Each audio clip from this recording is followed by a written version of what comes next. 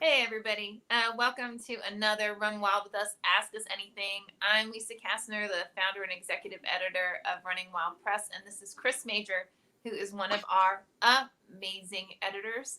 And we are here to answer your fantastic questions. So before we start, just to give everybody a little bit of context. So this is a weekly live broadcast. We broadcast across Facebook, Twitter, and YouTube. And then it is saved for posterity. So you can always just go back. If you're like, hey, what the hell did they say last time? You can just go ahead and check it out. We always take your questions. So if you have a question, just go ahead and pop it in the comments section. What I'll do is I will repeat the question and then we'll answer that question. Now, that said, because we just so love our own repartee, we always have questions for each other. And we actually did get one question that I'm going to softball. Okay. So I didn't warn Chris about this one. So Let me get to these questions. Yeah, and this is one that I'm gonna punt to an accountant, but before I get to that, just for anybody who's watching, if you are watching this and it is not Wednesday at 4 p.m. Pacific time or 7 p.m. Eastern time, this is not a big deal. You can just go ahead and pop your questions in the comments section. I always go back and check so that we're more than happy to answer your questions. Okay, so John Hardig, who's fantastic and joins us almost every week, I want to say. Oh, nice. Yeah. So John asked, so he was wondering if we could include taxes and filing in our chat tonight. It's kind of overwhelming for me. As an example, and my tax identification number is my social security number. So John, I'll be honest, everybody's accountant's going to give you a different advice. It depends on a lot of things. So for instance, if you made like $5 off of writing this year, then you're probably just going to put it under your social security number. On the other hand, a lot of authors actually go ahead and create an LLC so that it's incorporated. That gives them certain tax benefits, and it covers you in a variety of ways. So I would definitely go back and talk to your accountant about it, about his recommendation. My accountant, obviously we have Running Wild LLC, so we use that. I don't know, Chris, do you have any other thoughts or advice? Not really on that. I think you covered it pretty good. Yeah, I go to the people who this is right. I could make up something for you. Yeah, we can have the IRS at your door. Listen up. Yeah. But yeah, I mean, you are right. Your social security number basically is your tax identification number. That said, I am a huge advocate of like creating Chris Major LLC, when you start really, bringing in the dough. So again, though, definitely go forth and talk to an accountant. Right. Most accountants are happy to give you advice on this kind of stuff anyway. So. Oh, Alicia says single person LLCs still use a social security number. Yeah. That makes sense. Yeah. Okay. Cool. All right. Now, with that, I'm going to jump into Chris was super amazing, like he normally is, and came up with a whole bunch of questions. Now, again, don't forget, guys, if you have questions for us, just go ahead and toss them in the chat because I'll interweave them with our any kind of pre-provided questions. Cool? Sounds good. Okay. So the first one, what's your favorite genre to write in? You ask me? Okay. I'm gonna ask you. My favorite to write in probably gonna be nonfiction, like essays, because you get to talk to the reader kind of more directly, and you don't have to set up certain scenes and don't have to worry about dialogue. I mean, you can, but you just don't have to worry about a lot of stuff. You kind of get to be bare bones with what you want to say. You can just talk directly to the reader as opposed to setting up all this, these plot points and all these things like that. So it's just spoon feeding. What about you? it's interesting because when you gave that answer, it changed mine. Oh, okay. I grew up. So my father was a radio personality, and he was also a journalist. So I grew up writing AP style. Okay. I wrote AP style before I wrote a paragraph. Right. So for me, journalism writing is really easy. Oh, yeah. I just knock it out. Um, but if you're looking at fiction, somehow pretty much everything I write turns into some form of magical realism. It almost always ends up being grounded in like a realistic world, but with magical elements. Right. So I have no freaking idea why, but that's pretty much how that comes out. So Right. Right. Jack Mulcahy says, "Hey, Lisa and Chris, I submitted a collection of short stories about 3 to 4 months ago, and I'm wondering about its status.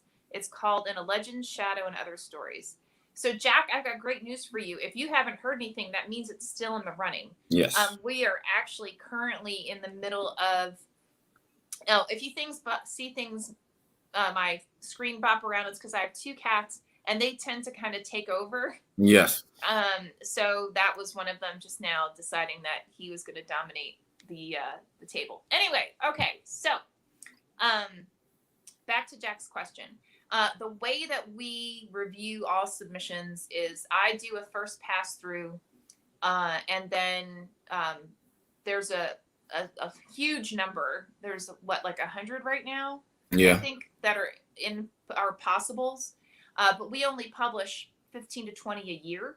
So what's happening right now is that all of those that are potentials for us to actually publish are currently being reviewed by our editors. And our editors are going through and saying, you know what, I really need to work on this one. I would love to work with this author. And then based on our editor's feedback, I then send out a, hey, congratulations. We're going to, we want to publish your piece in 2022. And we take it from there. So it's actually great news that you haven't heard anything yet. I know it doesn't feel that way. Right. Yeah. That waiting period. Yeah, I know how that goes. I know that feeling, fingers crossed for a long time.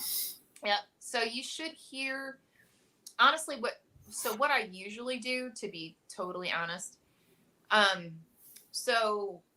All the editors will go through and they'll pick 2 or 3 to work on next year, or 1 or none. Usually most editors pick about 2. And then at that point, I don't usually reject the remainder. I keep them in the queue. And because typically what happens is as authors are getting responses from other publishers, if, another publisher says, oh my gosh, I absolutely have to publish In a Legend, Shadow, and Other Stories, then the author just comes back to us and says, hey, it's getting published elsewhere. So instead of totally taking you out of the queue, I like to kind of keep it there so that, if it turns out in 2023 we have, there's interest in publishing it with us, then I don't want to take it out of the queue, if that makes sense. Yeah. So if you, though, I've had instances where authors turn around and email me and they're like, I'm tired of you, you're taking too long, I'm done, then that's fine. Right. Then you just take it out the queue. And so Jack says, I have a few editorial items to change, but I'll do that after I hear from you. Jack, honestly, you're welcome to simply resubmit it. Like you can pull it back and then submit it. Submit the clean copy if you want. Yeah. Another thing to keep in mind, I noticed lately we're getting a lot of short story collections that are under 50,000 words. You're gonna, if it's under 50,000 words, and I just haven't realized it yet, you're probably gonna get a rejection letter just saying, hey, it's under our minimum for your own collection. Again, it's 50,000 words. I'm not even asking for 60. So just kind of keep that in mind as well. Sometimes you'll get a note from me saying, you know what, we love these short stories, but you're under the 50,000 threshold. Do you have more short stories that we could add? Just, again, something to keep in mind. Cool. Okay. Second question. Do you venture out and write other genres? If so, do you try to publish it? I write really bad poetry from time to time. Really bad poetry. But no, I don't. I think I sent one out a couple of months ago. Typically, what I found is when you do poetry, you can send like a batch of 3 for one submission at a time. But I only sent one poem out. It's one I don't know. I kind of took it really seriously when I wrote it. It was kind of like letters to family members while I was in undergrad, which was kind of funny. But yeah, that's the only one. So, but I do every now and then. I write some poetry just to kind of flex a few muscles, or I don't know, have some fun. But yeah, they just go in the trash or the drawer. What about you? So I used to write song lyrics, but I was a teenager then. I Ah, haven't done that in a long time. I like to play with structure. So I actually have studied like the structure and the format of like a mystery, romance, thriller, and I've written in all those different genres again because I find it interesting. It's kind of fun to play. right. Do I try to get it published? Um, yeah. Yeah, why not? Yeah. I mean, it's like you went through all the bother to write it, so why not? Right. It's a You good know. point. Same thing like horror. I mean, not that there's a specific structure to horror, but well, I guess yeah. Anyway, but yeah, I've pretty much written. I don't want to say every genre because I can't. I don't want to. I haven't. I have never written hardcore science fiction. Hmm. But I have written like fiction with science fiction elements to it. And I've never written like, hardcore romance, but I have written stories with romantic elements to them. Right. So, Sci-fi for me. I don't know how. One, I don't think I don't think I'm imaginative enough to do a sci-fi novel. But the world building that it requires, like that's some heavy lifting. When you write, like having to set up like this world and then get to the narrative of the story. I mean, that's a lot of labor. Like I don't know how sci-fi writers do it. I couldn't imagine spending the first couple of chapters just giving us background on people and places and setting up, all this stuff. It's wild. That's why those books are so big, because you have to set that stuff up. yeah.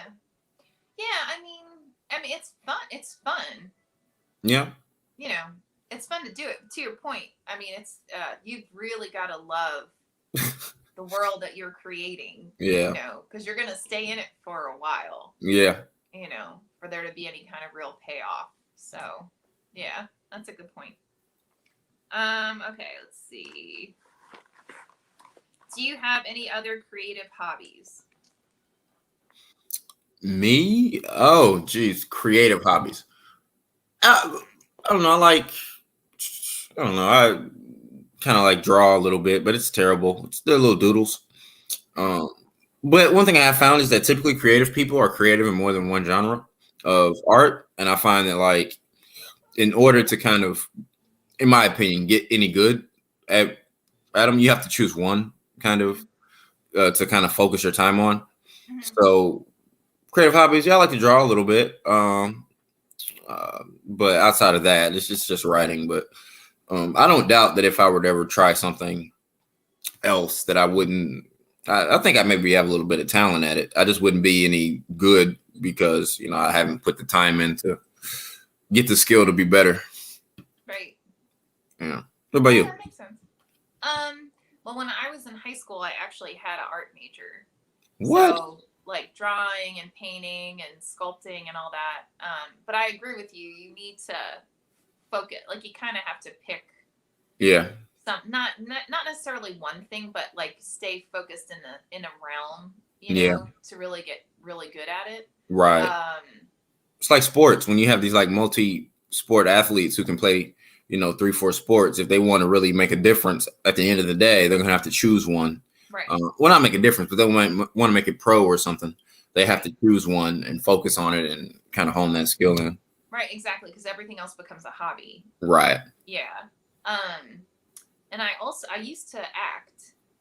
What? But to your point, it's the same thing, right? Like, because I was doing kind of everything. And then like 20 years ago, I was like, okay, time to pick. Right. You know, like what area, what realm do I want to I want to hear about this acting. You got into it. What have you performed in any productions, plays, or anything like that? Oh yeah, I used to do a lot of theater. Yep. I did a lot of theater. I was on like TV, all that kind of mess. Nice. Yeah. I've always Voice wanted to. acting. I wanted to write a play. I started one a couple years ago. I just didn't finish it, but I always thought that'd be pretty cool. Kind of get something on the stage. It's a totally different. It's funny because I've been in workshops and I've had people submit us work where you can tell, well, I can tell that they basically sat down and watched a TV show and replicated the dialogue from the TV show, not realizing that it's a totally different genre. Mm-hmm. And the way people talk on a TV show isn't actually natural. Right. You know, because right, they have to provide certain information within that space, right? If you think about it, you've got this sideways rectangle that is providing you all the information for that world, those characters, right? And so there's certain things that the characters are telling each other that you would never say in real life, right? And then you would never say in like a book form. So it's interesting when we get some submissions, because I don't want to tell them like you may not want to. It's usually when it's something like someone is really into like one of those ICU shows, you know. Yeah. They're replicating the structure that they're seeing on TV for in print, and they just don't know that it doesn't work. Right. Which is interesting. But yeah, so same thing with if you look at a theater, an actual play, if you're gonna do if you're gonna write a script, it's closer to a theater a play script than it would be to a short story or a novel. But, right. I got you. So I have no idea why I went off on that, but yeah. No, I think I asked you a question. I think I asked something. But yeah, no, I mean it's interesting. I honestly think everybody's creative whether they realize it or not. Yes, that's good. Yeah. And I think that most people, like, if they don't feel like it comes naturally, then they shy away from it because they want to do it perfectly. Yeah. Not realizing like nobody is great at everything. Like you're allowed to, you don't have to be professional at everything that you do, you know. And I heard a lecture with Charlie Kaufman, and he said, I don't want to butcher it. He said, a writer is someone in which writing is hard, something like that. I'm paraphrasing. And it's like, it's not, you're right. People will sit down and they're not Picasso immediately or Stephen King or, you know, anybody. And they, I don't have talent. I'm not any good at it. I'm not going to make any difference.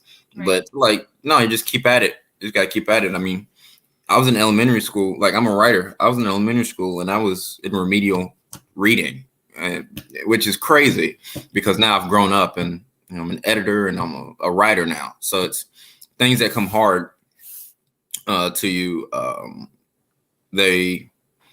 I don't know. I've always been drawn to the hard things. So maybe that's why I chose writing in the first place. Things that are just, it's hard to do. And then you sit down and you kind of hammer it out, iron it out, and you get better at it, you know? But you're right. People typically start a craft in art and just lose hope because they're not immediately good at it. Right. Yeah. I think that's true. And, you know, and I agree with what you're saying. The things that are more difficult that force you to focus on them so that you then become better at it. those are the ones that like later on it just feels natural, right? Right. But if you think back on like the first time or the first few times you tried something, it's not, no one does something for the first time and says, "Oh my God, I'm Picasso." Like it just Right. didn't work that Doesn't way. happen. Picasso wasn't Picasso the first time. Right. So, anyway. Okay. Let's see. What do you do when you have writer's block? Me, I'm not gonna lie. I don't get it often because I keep a journal. I just write about my everyday life. And again, the second book I wrote was a memoir. So I would just like, if I don't have anything kind of new or fresh to say, I'll just go back and look through the memoir. And I'm like, oh, I remember this moment. And then I'll just turn it into a story or an essay and I'll go write about that and then put it up. And then when you do that, you can frame it in different ways. So, you may have a chapter of a memoir of your life and you can turn that into a story. And if you rework it, you can turn it into a story and an essay, depending on how you kind of apply fiction and all the other kind of tools of whatever genre you're writing in. But I haven't struggled with writer's block in years. So, what about you? I don't think I've ever had writer's block. Okay. Because normally, well, my challenge isn't writer's block. My challenge is time. Yeah. I've got so many things going on. Like there's so much to do that I'll start. A dear friend gave me a journal, like so that in the beginning of the day, I like what is it I'm gonna stop doing. What are some things I'm grateful for, and then what am I gonna focus on? My list of things to focus on for the day is like this just has 3, but my real list is like a dozen. Like, right. There's it's a lot. There's just so much going on every day that the challenge is more so finding the time to write. Yeah. Because I actually have a bad habit of, so we have, I want to say 9 editors that are all part of the Running Wild family. And in reality, I'd say, well, I tried to have it where the majority of the work is edited by our editors, but we have some writers who insist that I be their editor. So what that does, though, is that means the time that I would use to work on my stuff, I end up working on a variety of pieces that's in our catalog. Right. So, it's not a bad thing. It just means that, it's time that I'm not spending on my own writing. So. Yeah. So do you like kind of do it sporadically through the day when you get a break, or is there like a block of time that you set aside to write? I literally on my calendar, I have things blocked out. So if for me in the morning, like first thing in the morning, I get up, I work out, I do all this like base stuff. Then I do a lot of business stuff for Running Wild, like work on contracts, review submissions, pay bills. Right. And then the afternoon is supposed to be time where I'm working on like my own writing and my own editing and submissions and all that. And so if it turns out that there's a piece that either the author has requested that I'm the editor for it and I've acquiesced, or if there's a piece that because whenever our editors go through a piece, I always then read it before I send it out to get like the cover design done and formatted and all that. And if it turns out that it needs more like line edits, then the afternoon is spent on that. So, and then the evening is usually I end up working more in the evening. And then what'll happen is my weekends are typically like whatever is the most urgent thing.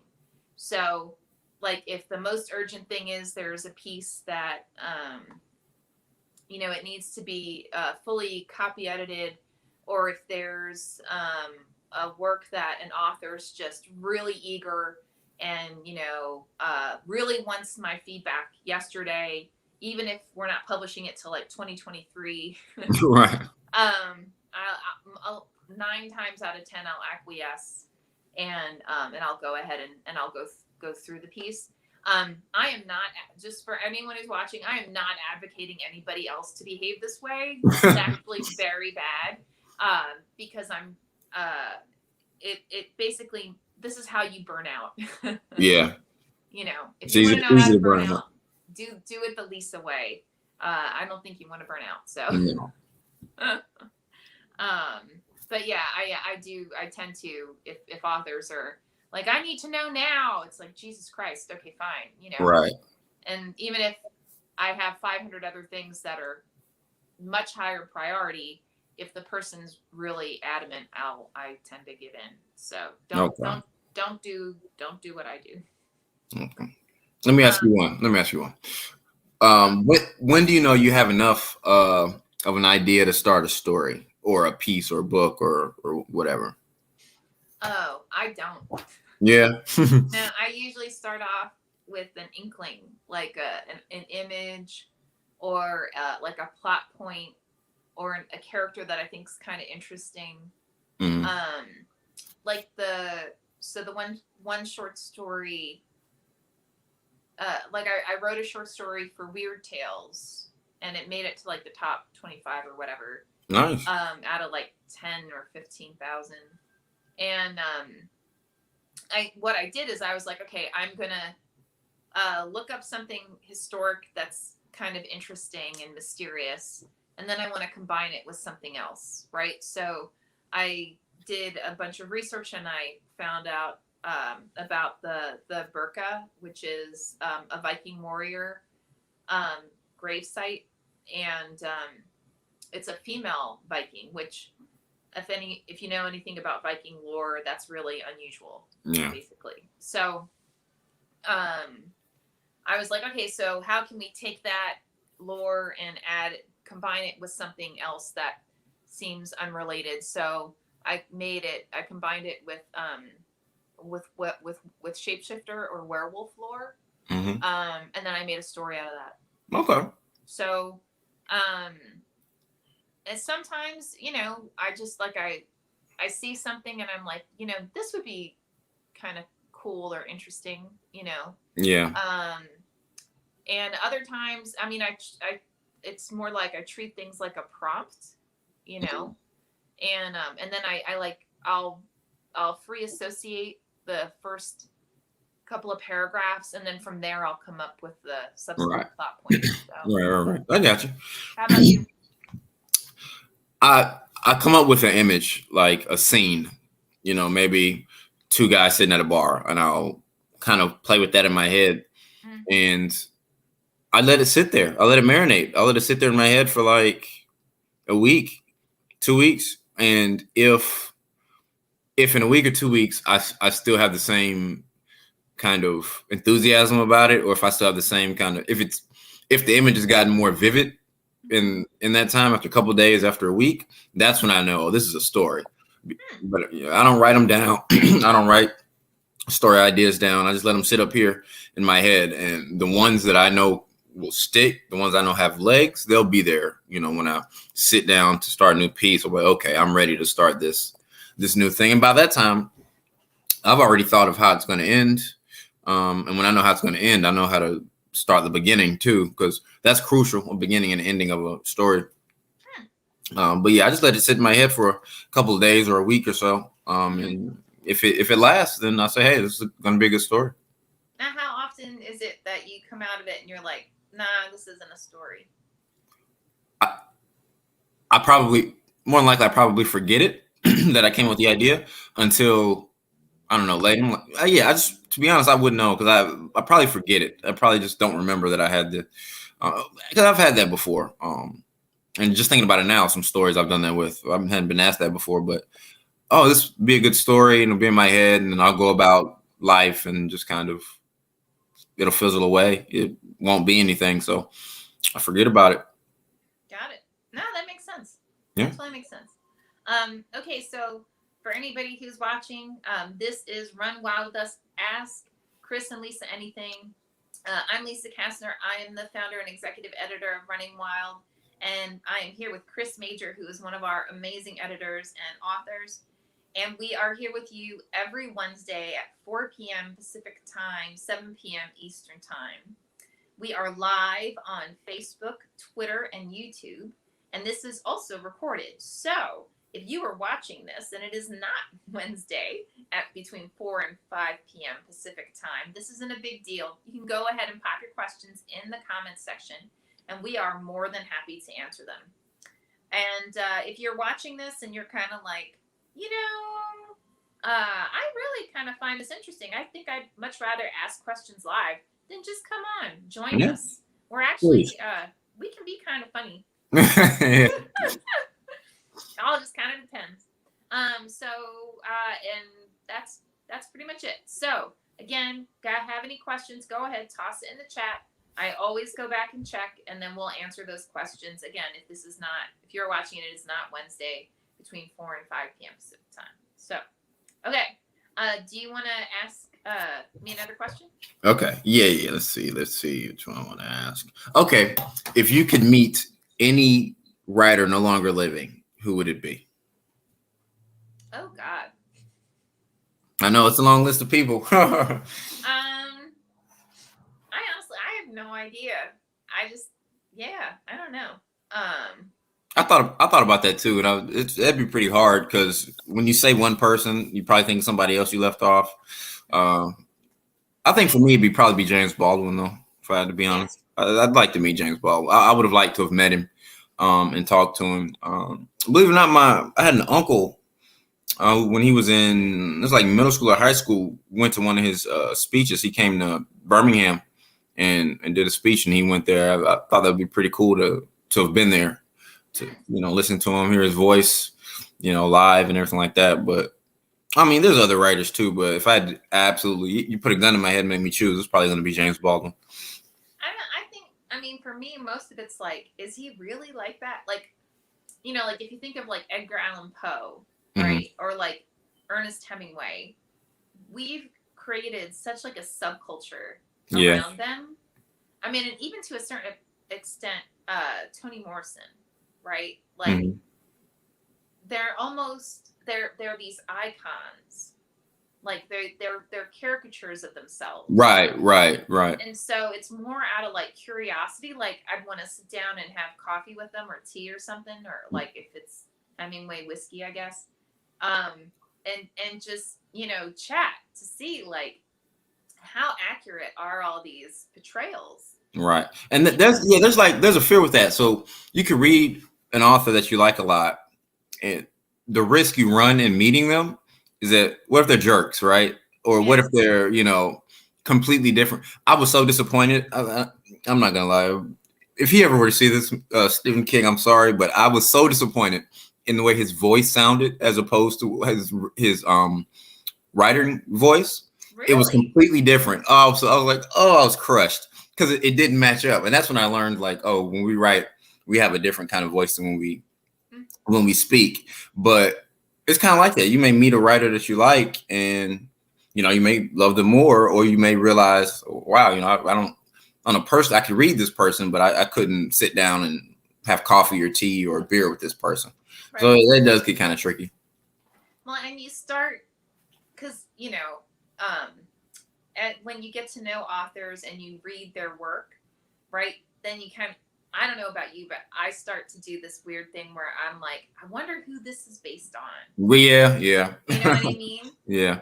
Like, whether it's true or not, like, because a lot of times people, I mean, like, I'll write characters just based on nobody, really, right? Like, it's like this amalgamation of a variety of people, or like I'll start writing someone one way and then I'm like, oh, that's kind of boring, and I'll add other character traits, right? And the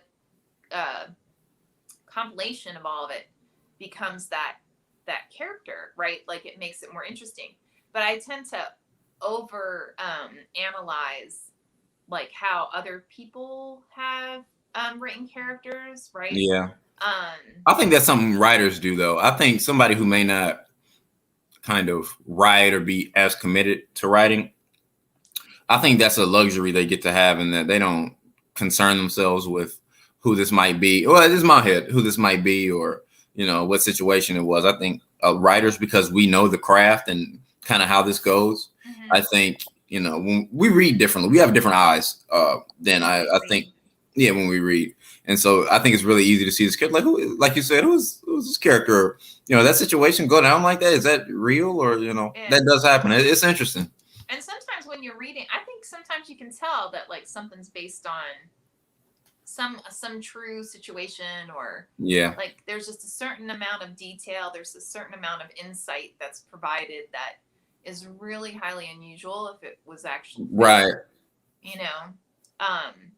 So yeah, I'm that nerd. Like I want to meet the person just to be like, right. Not so much as like I want to meet them because they're like my icon, but more so just because I want to overanalyze. Right, be nosy, see, get in their life, get in their head. Yeah. Yeah, exactly. Okay, so John asks, Chris, going back to sci-fi, are you familiar with Dune or Frank Herbert? I have heard of Dune, but I don't typically read a lot of sci-fi. The closest I came to it, does Harry Potter count as sci-fi? Huh? It's considered fantasy. Fantasy. Okay, well, no, I like YA fantasy. Right. No, I don't typically read sci-fi. I've heard of Dune, but I don't typically read sci-fi. It's not that I don't like the genre. Sci-fi, actually, they things written science fiction actually make better films. Like they translate to films and TV better than other genres, in my opinion.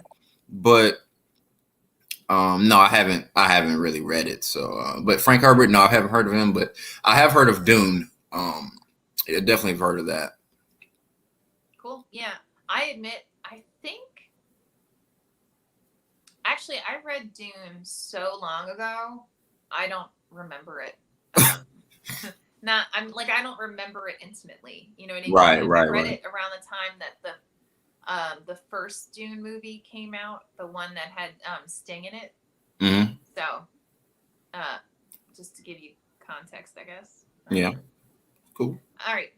Want to ask me something else? All right. Let's see what we got. Because I have a list here. And by the way, I was totally ripping off Chris's list.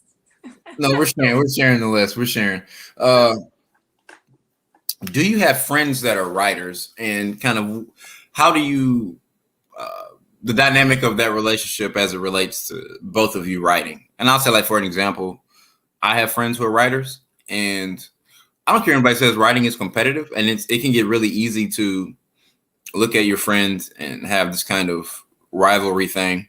But I have a really good friend that writes, and she and I just kind of operate as like first readers sometimes, or for craft reasons, or we build each other up, kind of console each other through the rejections and celebrate through the acceptances and stuff. But but it's just probably the only friend I have that writes, though, that seriously writes. I don't have many.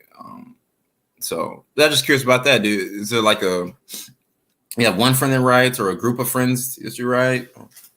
I got friends from all over. So I went through this period, I want to say, well, it wasn't really a period. I went through this long period where, I went to I was applying to every elite literary conference you could imagine. And, so I've been to, I don't mean this as bragging, it's just to give you context. Right. I went to Breadloaf a couple times. I've been to Yale a couple of times. Squaw Valley a couple of times. Sewanee never took me. I was never good enough for Sewanee. And then I got into a bunch of other places, but you kind of build friendships when you go to those conferences, and you end up. It's interesting. I've got different. I have a ton of editor and writer friends. Mm-hmm. Some of whom we share work, some we don't. Not for any reason. Like we don't, Right. it's just that, we met and hung out kind of thing, right? Like Yeah. we just never um, shared work. And you're right. I mean, it gets competitive. Like I had a couple friends that um, early on we were all coming up together. We had our own little critique group, um, and we all like worked.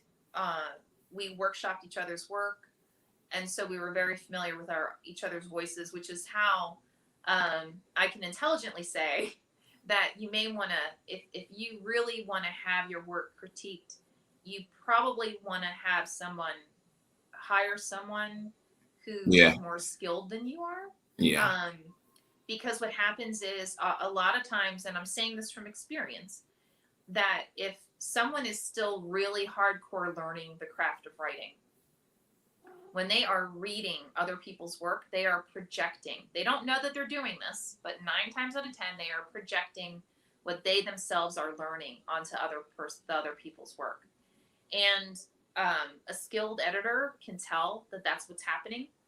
Excuse me, when they're looking at someone's feedback. That's not if the intent is to critique and learn from the critique, that's not a bad thing. When it's a bad thing is if the person whose work you're critiquing, they're asking for critique so it can then be published. That's actually two different things. Right. And I know a lot of writers don't realize that, because no one is great at everything. Right? No author is fantastic at description and world building and dialogue and tension and dramatization and characterization. Everybody is strong in some areas and weak in others. And what ends up happening is, if an author or a writer is asking for a critique to find out, like, is this good enough to submit it out for potential publication, and they're going to get feedback, right? Right. And they're going to find out, they may find out areas that they're weak in. They may find out areas that they could be stronger in, and they may get feedback that's wrong. Just putting that out there, right? Like it's one person's perspective. That's not to say to ignore the feedback, but I think you really need to, when you got critique partners, you really need to approach it from the you need to be very clear what kind of feedback you are looking for when you do when you do put something out for critique or for feedback. Yeah, I agree. I don't have like a steady critique partner, because I also believe that the best way to learn is to study people who've already done it. Yeah. So if you want to become like the best, horror writer, then pick up those authors who you feel are the best and study how they did it, and then replicate what they did in your own voice and with your own story. Right. And then start sending it out and see what kind of feedback you get from publications. Right. I honest to God think that is the best way to learn how to write. I agree. Yeah, I mean, that said, I've got tons of friends who are writers in a variety of genres, and I mean, mostly we just either drink coffee or drink wine together. Yeah. More than anything. Good for some wine. Yeah, I'm good for that. Right.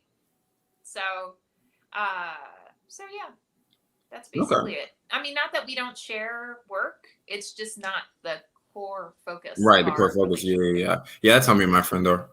Another question: is there a book that has pleasantly surprised you after you read it? A book that pleasantly surprised me after I read it.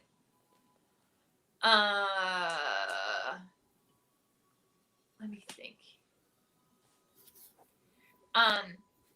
For me, it was John Grisham's The Litigators. It's about like this boutique law firm, and they file this lawsuit against this big corporation and all that stuff.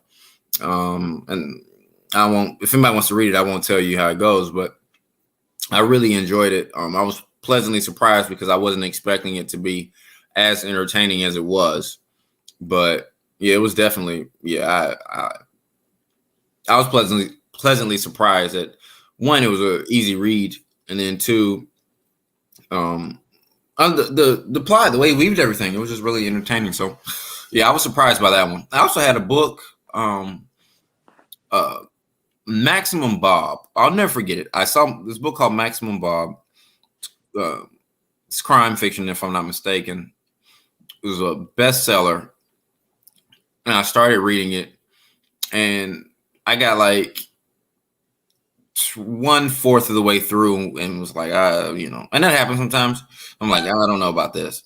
Awesome. Yeah. So I don't know. I typically try to, if I buy a book and start reading it, I try to, even if I don't necessarily like it the most, I try to push myself through to read it because it is still literature. And I did buy it, but yeah. So the Litigators, though, to answer the question, the Litigators is a book that it pleasantly surprised me. Cool. So I'm gonna own something that is gonna be very unpopular. Okay.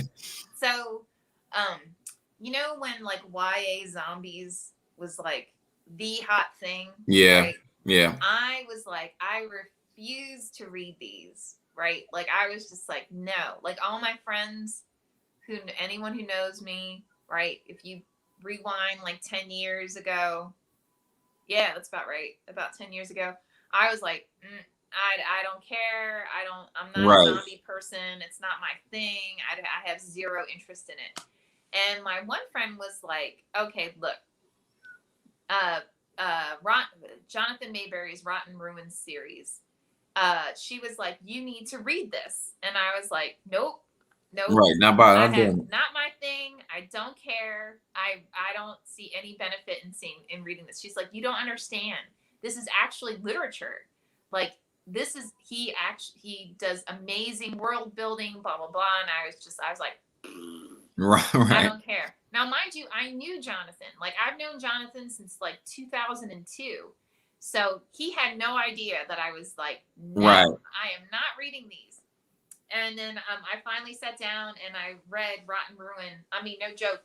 Like this was all of 2 years ago. And I was like, holy crap, this is excellent. It's actually a great story. Yeah. A lot of great. He added a layer to the whole zombie concept where the person's still inside, like the zombie exterior, which adds a whole nother layer of complexity that I was like, oh my God. Yeah, that's clever. Yeah. So that really, really pleasantly surprised me. So yeah, okay. And again, my own awful bias. Right. Because you know him. Well, no, because I was like, I don't do zombies. Like, I don't do zombies. I don't do werewolves. I don't do any of that mess. And then, but then I'm like, oh no, this is for real. Right. Mm-hmm. Okay. Let me see. Okay, can you think of a book that had the best cover art that you've seen, or your favorite cover art for a book? It's one that we're about to put out in this year. Okay. Stargazing in Solitude by Suzanne Samples. It's her follow-up memoir to Frontal Matter Glue Gone Wild that we put out in 2018, 2019. Okay. It's beautiful. It's a midnight starscape with someone like looking up to the sky. Oh, nice. Yeah, it's gorgeous cover. I'm really looking forward to putting that one out. Nice. What about you? Man Child in the Promised Land. It's actually it's a book. It's kind of like a family thing. Like all the men in my family have read it. I think I had an uncle who read it and like passed it around to everybody, and we all liked it. But it's pretty simple. It's in New York and kind of has like the staircases on the outside of the buildings, and there's just like a kid running up them, shoes untied and all that stuff. It's set in like the 60s, I think the setting. 60s in like Harlem, I think. But yeah, that one's my favorite one. They say you're not supposed to judge a book by its cover, but I'm of the firm belief that people do. Oh yeah, absolutely. Because I mean, Absolutely. if I'm at a bookstore, what I do when I'm at a bookstore before I buy a book, I'll be looking around. If the book cover intrigues me, that's the hook. If I don't like the book cover, I'm probably not going to pick up the book anyway. If the book cover intrigues me, okay, and I'll crack it open to like the very middle of the book, Mhm. and I'll read like a couple of paragraphs. And if I'm into it at the middle, I'm like, okay, well, I want to know, because typically that's like the climax. So it's like I want to know how this buildup happens, and I want to know the resolution to this. But yeah, Mansion on Promised Land is my favorite cover art. And yeah, it's important. Those cover art things are it's interesting. We do judge them, books by them before we even pick them up. No, that's true.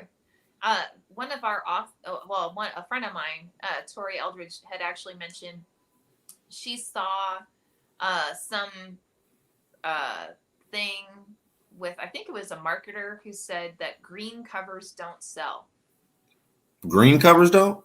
Yeah, green. Wow. Mm. That's crazy. What is it? I don't know. Did he even say why? No.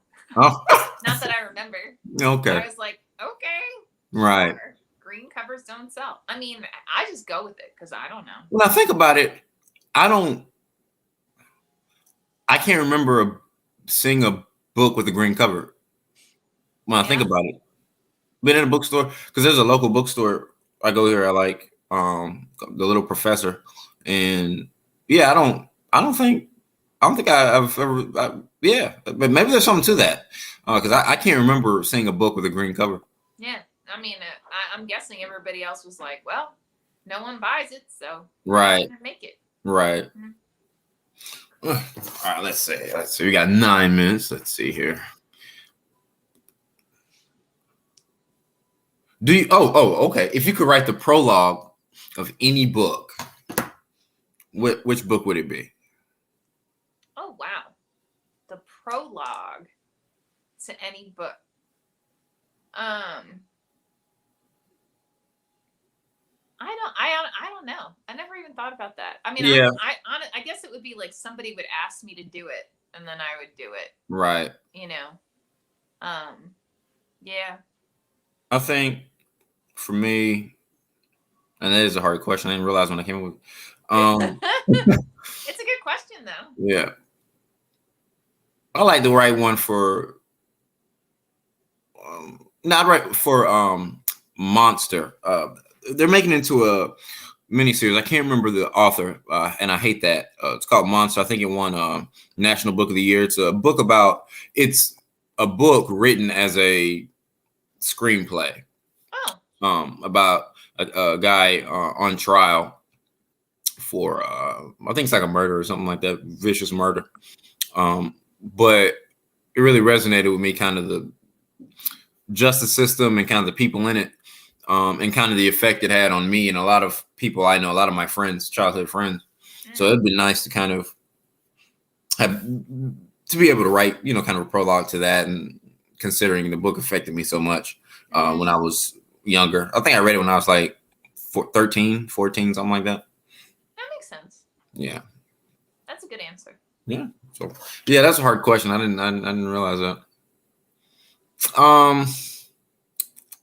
Let me see what I haven't asked you. Okay. What's your favorite movie that was based first a book? Favorite movie. There are so many movies that are based on books now. It's kind of crazy. Really? You don't even know it until you read it, or maybe. Well, I can't say.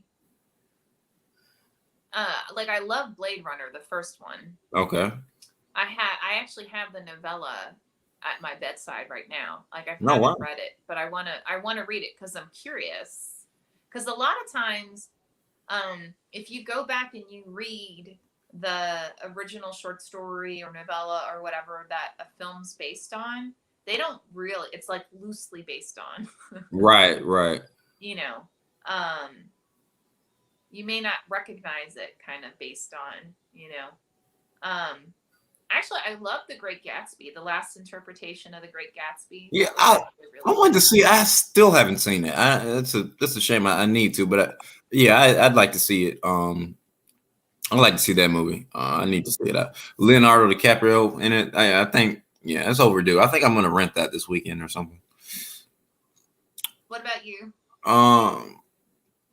The Town. It was based on Prince of Thieves by Chuck Hogan. I mean that's by far that's leaps and bounds ahead of everything else. After that, probably The Godfather, but it's definitely The Town. Ben Affleck, Jeremy Renner. I'll have to check that out. Yeah, it's good. It's based on bank robbers, and kind of like there's their downfall and kind of doing their regular thing, robbing banks, armored cars, and then kind of shit hits the fan and everything, And but I watched the movie first, and I think like the end credits told me that it was based on a book, so I went and bought the book, and I like the book better, but it's definitely the movie. The Town for me. Cool. Nice. That's awesome. Yeah. All right, we got time for one more. Okay. Let's see. I don't know if I asked you this already. How do you know when a piece is done? I never know. You never know. I actually, it sort of depends. Like, so I'll go through and I'll write something, and I'll as I'm writing it, I'll see the ending, Mm-hmm. and I'll write to the ending, I guess. Or actually, a lot of times when I write a novel, as I'm writing it, I'll realize the ending that I originally came up with, it may not work, or there's something better. Like there's a better version of an ending Right. that would be more effective, and so I might write to that. And then, I'm a big believer in revision. Like oftentimes my first draft is it's bare bones, it's very skeletal. Yeah. And then in the revisions, that's when I'm doing more of the world building. I'm doing a lot more of the character development, a lot more dialogue. Right. And I'm selecting where do I want to have summary, because I don't want the focus of the story to be on that element versus having it more within scene. What backstory is important versus what backstory is not important. Right. All that kind of thing. Typically, I do if it feels done after I've gone through it at least twice, then I'm gonna call it done. I almost call it done enough, because to be honest, typically what happens is, not just for me but for everybody. Yeah. Once you're done, it's more like it's complete, not necessarily finished, because whether it's a short story or a novella or a novel, you're going to send it out, and the publisher is going to assign it to an editor, and that editor is going to have feedback, and they should have feedback, right? Right. And you'll collaborate with that editor on whatever that feedback is, and together you'll tweak that story and make it better. So I kind of feel like it's done when it's in print, and even then, you may come back to something, several years later and say, ooh, I want to do a different take on this. Right. So for me, I'm like you. So that first draft it's not a lot. Heck, my short stories could be anywhere from 1,500 to 1,800 words, sometimes longer, depending on what kind of story I'm telling. And I'll just kind of get it out, and then I'll go back, and that's when I add sometimes dialogue and all the other things you talked about. But typically, I just feel it out. It feels, when I do that last sentence, it just feels done. Mm-hmm. But I think you made a good observation. It's complete. It's not necessarily done. My very first essay I published, I can't read it now. I can't make it through it because I'm like, I cringe, But and a lot of that has to do is because that was a couple years ago, and I've gotten a lot better. But it was done enough that somebody wanted it. But It definitely didn't. Now it doesn't feel finished. It's like, oh, I could have done this here and done that there. I could have, so. Yep. Cool. All right. Well, with that, I want to thank Chris for yet another amazing week. If you are watching this and it is not Wednesday at 6 p.m. Pacific time or 9 p.m. Eastern time, no big deal. Just join us again. We'll be here again next week. Yep. And look forward to seeing you with us here. Have a great All week, right. guys. See ya.